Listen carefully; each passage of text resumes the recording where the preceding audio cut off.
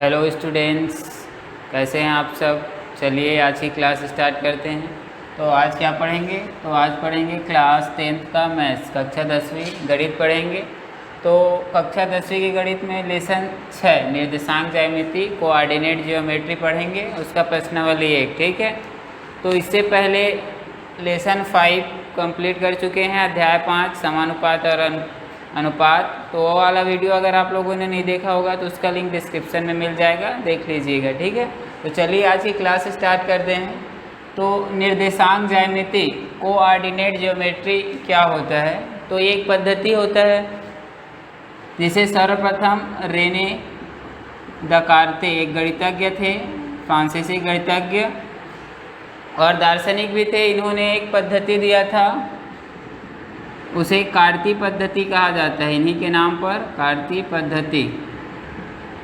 ठीक है, वहीं से शुरुआत होती है निर्देशांक ज्यामिति की। तो कार्ती पद्धति क्या होता है, या फिर जो रेने दकार्ते ने क्या बताया था, तो उसने कहा था कि अगर प्लेन में कोई बिंदु है, कोई भी समतल है, उसमें अगर कोई पॉइंट है, बिंदु है, तो उसकी स्थिति का निर्धारण कैसे करेंगे। तो उसकी स्थिति के निर्धारण के लिए क्या किया गया, ये पद्धति दिया गया था। तो जैसे कि मान लेते हैं ये पूरा एक प्लेन है, तो इसमें अगर कोई बिंदु है, यहाँ पर कोई बिंदु है, तो इस बिंदु की स्थिति बताने के लिए क्या किए, ये पद्धति दिया गया था। तो इसमें क्या होता है, बिंदु की स्थिति बताने के लिए दो लंबवत, परस्पर लंबवत दो रेखाएं खींची जाती है। ये एक रेखा है और ये एक रेखा है। ठीक है, दो परस्पर लंबवत, एक दूसरे से लंबवत होना चाहिए, 90 डिग्री का कोण बनेगा। परस्पर लंबवत रेखाएं खींची जाती है। एक को क्या मान लिया जाता है, एक्स अक्ष। ठीक है, ये क्या है, एक्स अक्ष, और एक को मान लिया जाता है वाई अक्ष।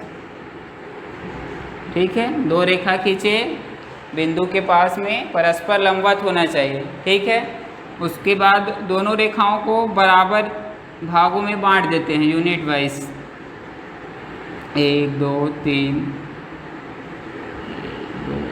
इसी प्रकार 1 2 3 बराबर स्केल में, ग्राफ में जैसे बनाते हो वही है। ग्राफ इसका क्या है, विस्तृत रूप होता है, तो ग्राफ में ही बनाना होता है इसको। तो बराबर भाग में बांट देते हैं। तो ये इसका नाम दे देते हैं एक्स और एक्स डैश, और इसका y और y डैश। अब जो दोनों रेखाएं हैं, एक्स और एक्स डैश और y और y डैश, जो रेखाएं एक दूसरे को जहाँ पर काटती है वह बिंदु क्या कहलाता है, मूल बिंदु। इसको O मान लेते हैं। तो ये क्या है, मूल बिंदु। इसको क्या बोलते हैं, मूल बिंदु। ठीक है, तो इस पद्धति को समझने से पहले इसमें जो टर्म्स यूज होते हैं, जैसे कि अक्ष, अक्ष क्या होता है, तो दो रेखाएं होती है परस्पर लंबवत, उनको अक्ष कहा जाता है। और दोनों रेखाएं एक दूसरे को जहाँ पर काटती है वह बिंदु क्या कहलाता है, मूल बिंदु कहलाता है। और प्रत्येक अक्ष को बराबर भाग में बांटते हैं और उनको, और ये वाला जो साइड होता है ये क्या होता है, धनात्मक होता है। धनात्मक मतलब जब भी लेफ़्ट टू राइट जाओगे क्या रहेगा, धनात्मक। ऊपर, नीचे से ऊपर की ओर जाओगे तो ये भी धनात्मक रहता है। राइट टू लेफ्ट जाओगे तो ये क्या रहेगा, ऋणात्मक रहेगा। ऊपर से नीचे जाओगे तो ये क्या रहेगा, ऋणात्मक। ऐसे ही बनाना है। ठीक है, जब भी कोई भी ग्राफ बनाते हो तो लेफ़्ट टू राइट जाओगे तो क्या रहेगा, धनात्मक। ऊपर जाओगे तब धनात्मक, लेकिन राइट टू लेफ्ट आओगे तब क्या रहेगा, वो ऋणात्मक। और ऊपर से नीचे आओगे तो क्या रहेगा, ऋणात्मक। तो दो रेखाएं खींची, अब इस बिंदु की स्थिति का पता लगाना है। तो स्थिति का पता लगाने के लिए क्या दिया गया, निर्देशांक, मतलब एक अंक दिया गया बिंदु को, निर्देशांक, जिसमें उसके एक्स और वाई एक्सिस के मान रहते हैं। उसी के आधार पे, और निर्देशांक जब भी लिखोगे तो उसमें क्या रहेगा, एक्स पहले लिखा जाता है, एक्स एक्सिस का मान, और वाई का बाद में। ये ध्यान देना, एक्स पहले लिखा रहेगा वो एक्स का मान होगा, और दूसरे उसके बाद जो लिखा रहेगा वो क्या रहेगा, वाई का। तो यहाँ पर दो रेखा खींचे तो दोनों ने क्या किया, जो प्लेन है उसको 4 भागों में बांटा है, दिख रहा होगा आप लोगों को। ये जो प्लेन था ये समतल था बोर्ड, उसको अगर दो परस्पर लंबवत रेखा खींचे तो क्या होता है, 4 भाग में डिवाइड हो जाता है। तो इसमें जो पहला भाग है ये वाला, ये क्या कहलाता है, प्रथम चतुर्थांश। प्रथम चतुर्थांश, फर्स्ट क्वाड्रेंट, फर्स्ट क्वाड्रेंट, ठीक है। और ये दूसरा वाला द्वितीय चतुर्थांश, ये सेकेंड क्वाड्रेंट। तीसरा वाला तृतीय चतुर्थांश, थर्ड क्वाड्रेंट। और चौथा वाला चतुर्थ चतुर्थांश, ठीक है। तो ये पहला वाला क्वाड्रेंट कहलाता है प्रथम चतुर्थांश, दूसरा द्वितीय और तीसरा तृतीय और चौथा चतुर्थ क्वाड्रेंट, ठीक है। तो एक अब ये वाला पूरा हिस्सा क्या रहता है, धनात्मक। अब इसको मान दे सकते हो, ये अगर मूल बिंदु, अब मूल बिंदु का निर्देशांक क्या होता है, 0 0। ये याद रखना, मूल बिंदु का निर्देशांक पूछ लिया जाता है तो उसका क्या होता है, 0। मतलब x एक्सिस में क्या है, 0 है, और y एक्सिस में भी 0 है। अब 0 के बाद ये 1 2 3, इधर माइनस में 1 -2 -3, ऊपर में भी प्लस में रहेगा 1 2 3, नीचे में क्या रहेगा, माइनस में 1 -2 -3। ये हो गया। अब फर्स्ट क्वाड्रेंट में देखो x और y दोनों के मान क्या आएंगे, पॉजिटिव आएंगे। अगर कोई बिंदु है, मान लो यहाँ पर कोई बिंदु है, तो इसका निर्देशांक क्या होगा, y एक्सिस में इसका मान 2 है और x एक्सिस में इसका मान क्या है, 2 है। तो इसका क्वाड्रेंट का निर्देशांक क्या हो जाएगा, 2 2। तो दोनों क्या है, पॉजिटिव है। तो फर्स्ट क्वाड्रेंट में जितने भी मान आएंगे, कोई भी बिंदु है, अगर फर्स्ट क्वाड्रेंट में अगर कोई बिंदु है तो उसका मान हमेशा क्या आएगा, प्लस प्लस, धनात्मक। x भी धनात्मक रहेगा, y भी धनात्मक रहेगा। और सेकेंड क्वाड्रेंट में क्या रहता है, x क्या होता है, ऋणात्मक होता है, और y क्या होता है, धनात्मक होता है। और थर्ड क्वाड्रेंट में क्या होता है, दोनों ऋणात्मक होते हैं, ये भी माइनस ये भी माइनस, मतलब x और y दोनों क्या होते हैं, माइनस होते हैं। और फोर्थ क्वाड्रेंट में क्या होता है, x धनात्मक होता है और y ऋणात्मक होता है। ये याद रखना, ठीक है। ये तो इनके चिन्ह हैं चतुर्थांश। अब इसमें जो x का जो मान होता है उसको क्या बोलते हैं, भुज, और y का जो मान होता है उसको क्या बोलते हैं, कोटि, ठीक है। ये याद रखना, x के मान को क्या बोलते हैं, भुज, और y के मान को क्या बोलते हैं, कोटि। अब अगर कोई निर्देशांक, कार्तीय पद्धति में क्या करते हैं, प्लेन में कोई बिंदु स्थित है उसकी स्थिति को निर्धारित करते हैं। अब कोई मान दिया गया है, जैसे कि x की जगह 2 और 3, अब ये बिंदु कहाँ पर है, कैसे बनाओगे, तो इसके लिए देख लो कैसे दर्शाते हैं उसको। ये तो मूल बिंदु है, दोनों रेखा काट रहा है, 0 0 होगा इसका निर्देशांक, ये 1 ये 2 ये 3, 1 2 और ये 3, ये माइनस में हो जाएगा, -1 -2 -3, इधर 1 2 और ये 3, इधर -1 -2 और ये 3। अब ये वाला बिंदु कहाँ पर है, मान लो ये P बिंदु का निर्देशांक है, तो ये वाला बिंदु कहाँ पर होगा, तो निर्देशांक दिया है 2 और 3, तो शुरू में जो दिया रहता है वो x एक्सिस का मान होता है, x एक्सिस में 2, ठीक है, उसके बाद 3 और y एक्सिस में 3। अब इन दोनों को मिलाओगे तो जहाँ पर काटेंगे यही बिंदु क्या कहलाएगा, P बिंदु। तो P बिंदु यहाँ पर निर्देशांक क्या है, 2 और 3। तो कोई भी बिंदु की स्थिति अब पता चल गया। तो कार्तीय पद्धति का जो उद्भव हुआ है इसीलिए हुआ है क्योंकि कोई भी प्लेन में अगर कोई बिंदु स्थित है तो उसकी स्थिति क्या होगी, उसका निर्धारण आप कर सकते हैं। बिंदु यहाँ पर होगा, ये वाला निर्देशांक का बिंदु कहाँ पर होगा, यहीं पर होगा। अब कोई बिंदु दिया है, उसका निर्देशांक कैसे ज्ञात करोगे, मान लो यहाँ पर कोई बिंदु है तो इसका निर्देशांक क्या होगा, या फिर यहाँ पर कोई बिंदु है तो इसका निर्देशांक ज्ञात करना है। तो निर्देशांक ज्ञात करने के लिए क्या देखोगे, इसका x एक्सिस में कितना मान है, मतलब y एक्सिस से इसकी लंबवत दूरी, x का जो मान होता है वो क्या होता है, y अक्ष से बिंदु की लंबवत दूरी।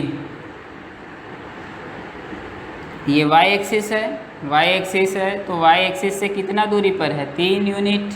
ये फर्स्ट यूनिट सेकेंड 3 इकाई इतना दूरी पर है, तो x का मान कितना हो जाएगा यहाँ पर 3। अब y एक्सिस में देख लो, तो y एक्सिस y का मान के लिए क्या देखेंगे, x अक्ष से लंबवत दूरी कितनी है। तो x अक्ष से कितना दूर है, x अक्ष से ये इतना दूरी कितना है, तो ये देखो 1 यूनिट और 2 यूनिट, 2 यूनिट के बराबर है, तो y में इसका मान क्या हो जाएगा 2। ठीक है, ये सब बेसिक है, ऑप्शनल क्वेश्चन आते ही हैं इस पार्ट में, तो ये सब याद रखना है। ठीक है, इसके अलावा एक चीज़ और ध्यान रखना, यदि कोई अक्ष पे कोई बिंदु स्थित है तब, जैसे कि मान लो यहाँ पर कोई बिंदु है, ये वाला बिंदु, अब इसका निर्देशांक क्या होगा। अगर x अक्ष पर कोई बिंदु है, x अक्ष पर कोई बिंदु है तो उसका निर्देशांक क्या होगा, y का मान 0 हो जाएगा। ठीक है, तो x में कितना है 2 और y क्या हो जाएगा 0। तो ये ध्यान देना, अगर कोई x अक्ष में बिंदु है तो y का मान क्या हो जाता है 0, और y अक्ष पर कोई बिंदु है तो x का मान 0 हो जाएगा। ठीक है, y अक्ष पर कोई बिंदु है तो x = 0। यहाँ पर जैसे कि y अक्ष में कोई बिंदु यहाँ पर ले सकते हो, या फिर नीचे, या फिर यहाँ पर, तो यहाँ पर अगर कोई बिंदु है तो उसका निर्देशांक क्या होगा, इसका निर्देशांक y अक्ष पर बिंदु है मतलब x का जो निर्देशांक है वो 0 हो जाएगा, और y का कितना है 2। ये तो ये ध्यान देना, x अक्ष पर बिंदु होगा तो y का मान 0 होगा, और y अक्ष पर होगा तो x का मान 0 होगा। ठीक है, अब चलिए प्रश्नावली के क्वेश्चन देख लेते हैं। प्रश्नावली 1, चलिए प्रश्नावली के क्वेश्चन देख लेते हैं। तो प्रश्नावली में जो पहला क्वेश्चन है वो क्या है, नीचे कुछ बिंदुओं के निर्देशांक दिए गए हैं, मतलब कुछ बिंदुओं के निर्देशांक दिए गए हैं, उनको समतल पर प्रदर्शित करना है। निर्देशांक जो समतल होता है उसमें क्या करना है, प्रदर्शित करना है। मतलब ये अगर बनाओगे ग्राफ में तो ये वाला जो प्लेन हो है, ये वाला जो समतल है वो क्या कहलाता है, निर्देशांक समतल, निर्देशांक समतल। ठीक है, या कार्तीय समतल भी बोलते हैं। इसमें क्या करना है, ये जो बिंदु दिया गया है उनके निर्देशांक के मान दिए गए हैं, उनको क्या करना है, इसमें दर्शाना है कि वो बिंदु कहाँ पर होगा।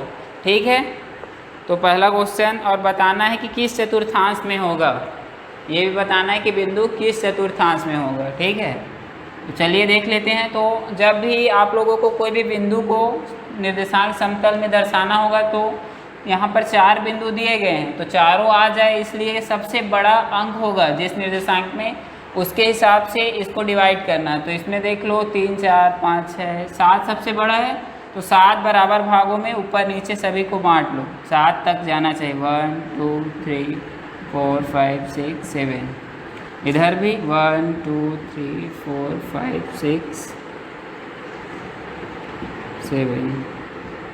इस प्रकार से 7 तक आपको क्या करना है, बांटना है, क्योंकि सभी बिंदुओं को एक ही प्लेन में दिखाना है। ऊपर भी 7 तक होना चाहिए, 1 2 3 4 5 6 7, 1 2 3 4 5 6 7। ये सभी जो यूनिट है बराबर रहेंगे, ग्राफ में बनाओगे तो नाप कर बनाना। ठीक है, 1 2 3, ब्लैक बोर्ड में तो नाप के नहीं बना सकता मैं, इसलिए 1 2 3 4 5 6 क्या है 7। तो इस प्रकार से क्या करना है, सबसे पहले सबसे बड़ा जो निर्देशांक होगा, चाहे x का रहे चाहे y का, कोई भी एक्सिस का, उसको क्या करना है, उसी के हिसाब से बराबर भाग में उतने जितना है उतना बराबर भाग में बांट लेना है। अब क्या करना है, बिंदु को डिनोट करना है, दिखाना है कहाँ पर होगा। तो पहला क्वेश्चन, पहला जो बिंदु का निर्देशांक है क्या है, x। सबसे पहला जो मान होता है किसका होता है, x का। x में 3 और y में 4, दोनों धनात्मक है। दोनों धनात्मक है तो कौन से क्वाड्रेंट में आएगा, प्रथम, ये फर्स्ट चतुर्थांश है, पहले में आएगा। जब दोनों धनात्मक होता है पहले में आता है, बताया हूँ। ये तीसरा क्वाड्रेंट है और ये चौथा। ठीक है, तो 3 और 4 दोनों प्लस में है, तो 1 से का मान 3। देखो 1 से का मान 3 कहाँ है, ये, और y का मान कितना है 4। तो अगर इसको यहाँ आगे बढ़ाओ और इधर ये 3 को, तो दोनों कहाँ कट करेंगे, यहाँ, तो ये बिंदु होगा। ठीक है, तो आप ग्राफ में बनाओगे तो नाप लेना स्केल में। तो ये वाला बिंदु क्या है, 3 और 4। x में इसका मान कितना है 3 और y में कितना है 4। तो ये वाला बिंदु मिल गया। 3 और 4 बिंदु कहाँ पर होगा, यहाँ पर होगा। ठीक है, अब कौन से चतुर्थांश में है ये, पहले चतुर्थांश में, प्रथम चतुर्थांश, वो भी बताना है। ठीक है, दूसरा बिंदु क्या है, -5 और +6। x की वैल्यू क्या है -5, y की वैल्यू क्या है +6। तो x में क्या है -5 ये है, x है, ये x एक्सिस है, x और x डैश, ये y है और y डैश। ठीक है, तो x में क्या है -5, तो -5 ये। ठीक है, और y में कितना है +6, तो +6 इधर आएगा, तो ये वाला बिंदु होगा। ठीक है, आप लोगों को इस प्रकार से खींचना नहीं है, मेरे को बिंदु समझ आ जाए इसलिए मैं खींच रहा हूँ। आप लोगों को स्केल में नापना है तो मिल जाएगा। ये वाला बिंदु है जिसमें x की वैल्यू कितना है -5, y की वैल्यू कितना है +6, ये 6। ठीक है, तो ये बिंदु यहाँ पर है, तो कौन से चतुर्थांश में है, दूसरे चतुर्थांश में। फिर तीसरा बिंदु है -2 और -1। x में कितना है -2 ये है। ठीक है, और y में कितना है -1। इसको थोड़ा नीचे कर लेता हूँ, बनेगा नहीं, ये -1 और ये -2 और ये -3। तो ये -1 ये वाला और ये 2, तो यहाँ पर मिलेगा। ठीक है, तो ये हो जाएगा ये वाला बिंदु। x में इसका मान कितना है -2 और y में कितना है -1, तो ये हो जाएगा -2 -1। ठीक है, तो ये कौन से चतुर्थांश में है, तीसरे चतुर्थांश में है, क्योंकि x और y दोनों माइनस में है। फिर चौथा, तो चौथा क्या दिया गया है 2.5 और -7। तो x की वैल्यू कितना है 2.5 और y कितना है -7। तो x पॉजिटिव, तो 2.5 कहाँ होगा, 2.5 क्या होता है 2 और 3 के बीच में होगा। 2 और 3 के बीच में ठीक कितना होगा 2.5। 2 और 3 का आधा होता है 2.5, तो दोनों के ठीक बीच में होगा। तो 2.5 यहाँ बीच में होगा 2 और 3 के। ठीक है, और -7, तो -7 यहाँ पर है, तो ये यहाँ और ये यहाँ, तो ये वाला बिंदु हो जाएगा। ठीक है, तो ये वाला पॉइंट क्या है 2.5 -7। तो ये कौन से चतुर्थांश में है, चौथे चतुर्थांश में, 4th क्वाड्रेंट में है ये बिंदु। ठीक है, तो इस प्रकार से कोई भी निर्देशांक को हम लोग किसी निर्देशांक समतल या फिर प्लेन में दर्शा सकते हैं।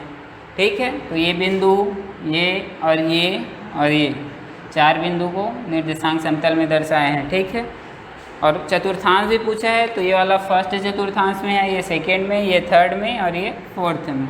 फिर नेक्स्ट क्वेश्चन है, निम्नलिखित बिंदुओं के निर्देशांक के आधार पर बताइए कि बिंदु किस अक्ष में। निर्देशांक दिया गया है और बताना है कि बिंदु किस अक्ष पे है।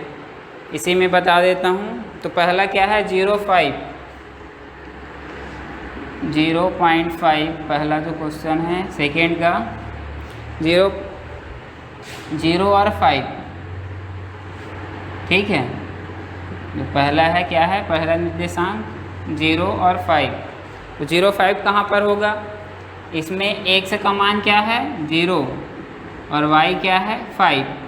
और मैं बताया हूँ x अगर 0 है तो क्या होगा, वो y अक्ष पे होगा, तो वो बिंदु कहाँ पर होगा एक्स में 0 यानी मूल बिंदु और वाई अक्ष में 5, तो ये वो बिंदु कहाँ पर होगा, ये 0 और ये 5। ठीक है, तो क्वेश्चन में पूछा गया है अक्ष बताना है कौन से अक्ष पे है, तो 0 5 है कौन से अक्ष पे, वाई अक्ष। क्यों, क्योंकि एक्स का मान 0 है।